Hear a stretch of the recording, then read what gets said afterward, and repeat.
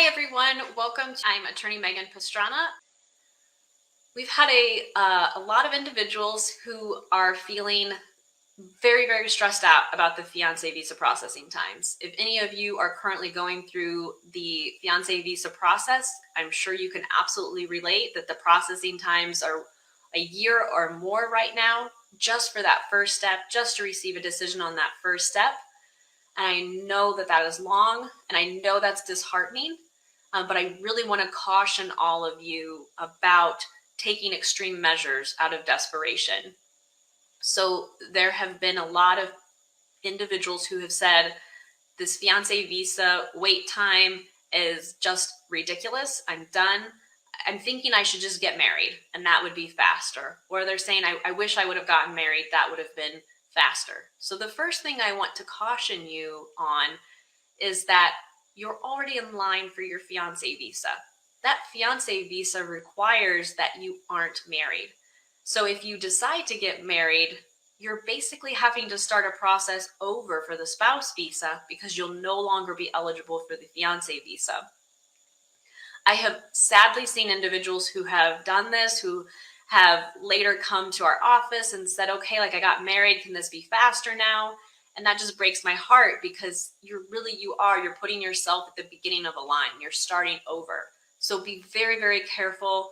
Do not just jump into getting married if you already have a fiancé visa pending. Please get legal advice first, because I'd hate to see you have to come to my office and say, I'm married now, what happens? And then have to tell you, now we have to file a spouse visa and you're going to be put in a line again. So be very careful. Understand that yes, the wait times are long, but be careful of taking quick action out of desperation. And the other thing that I want to give advice to all of you about is it really comes more from a place of, no, I am not a licensed therapist, but I am a human being and I'm an individual who has gone through the immigration process.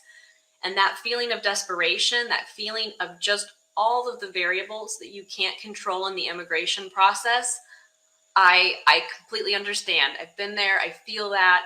I know it's so stressful to not be able to control certain aspects of the immigration process, like wait times.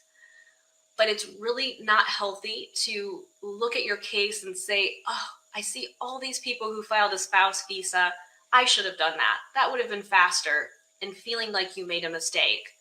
Please know that if you filed a fiancé visa, and just because it seems like spouse visa cases might be going faster, that immigration, that's comparing apples to oranges. And immigration wait times are so different by case type, by person. There's just so many variables that it's oftentimes hard to say that one option is better or faster. Instead of looking at it as I should have, I wish I would have, a common phrase that I like to say is to quit shooting all over yourself. It's just this idea that be grateful that you have an application filed. I know the wait times aren't fun, but don't beat yourself up for picking a path. Really just celebrate the fact that you did pick a path. You have an application filed and you're one day closer to a decision. Don't beat yourself up for the path that you picked. Your application's filed.